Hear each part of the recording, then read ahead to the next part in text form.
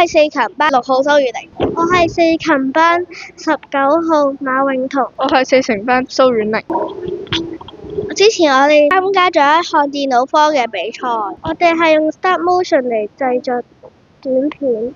我哋呢一個比賽係關於保育海洋嘅。歡迎大家欣賞。係一隻小海龜，我喺大海中自由自在地生活。哎呀，點解有個網嘅？救命啊！快啲救我啊！捉到，今次又發達啦，賣去市場先。今日天氣好，等我落海底潛水先。前方好似有海洋生物俾個網捉住咗喎，原來係一隻大海龜。等我救佢先。多謝你救咗我啊！等我報答你，帶你去海底花園玩啦。點解小鹿會同一個人類嚟到海底花園？唔通俾人類威脅？等我去救佢啊！壞人類，快放開我朋友小鹿！小沙，停手啊！小明係好人嚟噶，佢啱救咗我添。人類點會係好人啊？我啲鯊魚鰭被視為珍貴的食材，佢哋為咗做魚翅，把我哋嘅鰭斬咗啊！令我哋唔可以游泳，沉入海底死亡。我哋嘅族人好多就係俾人類殺死噶。我知道人類中有好多不法分子。我建設設立海洋保護區，同埋加強執法力度，同埋我係唔食魚翅嘅，我又點會傷害小鹿呢？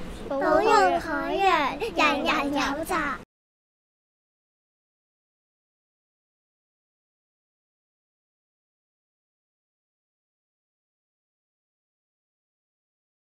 大家好，我係黃子軒。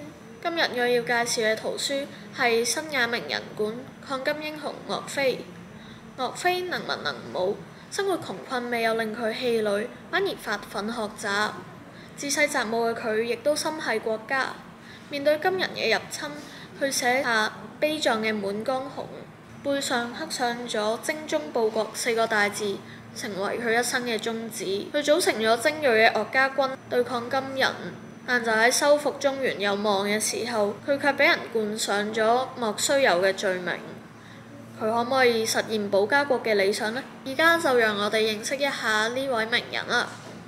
岳飛係我國著名嘅抗金英雄，出生喺商州湯陰一個普通農民屋企入面。佢細個嘅時候就聰明好學，鍾意讀書，苦練武藝，喺家鄉一帶成為咗小有名氣、文武相傳嘅好少年。喺佢19歲嘅時候，見到金兵大舉南下入侵中原，就加入咗抗金嘅隊伍。母親不但只支持佢嘅愛國行動，仲特登喺佢背脊上面刻咗精忠報國4個大字。之後金兵大舉南下，侵佔咗中原嘅大塊土地，直逼杭州。宋高宗同文武百官好慌忙咁走咗去海上面，岳飛就帶兵進駐宜興，組建咗紀律嚴明嘅岳家軍。岳飛帶領岳家軍拼死抵抗，以幾千人嘅兵力將金朝萬大軍驅趕到長江以北，收復咗建康，即係今日嘅南京。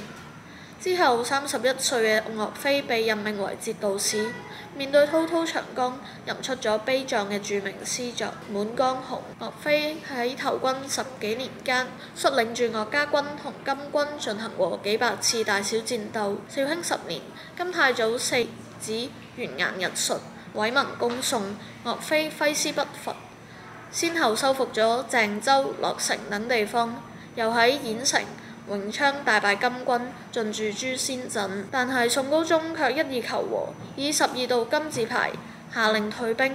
岳飛喺孤立無援之下被逼辦事。喺岳飛接到金牌之後，悲憤咁樣講：10年之功毀於一旦。岳飛堅決抗金復國嘅態度，卻遭受咗宋高宗同埋宰相秦檜嘅仇恨同埋迫害，被捕入獄，並且以莫須有嘅罪名捏造佢謀反，困佢入監牢。最後岳飛就死於獄中啦。其長子岳雲和部將張顯都被害。宋孝宗即位咗之後，就為岳飛平反，並以禮改葬岳飛於西湖畔棲霞嶺。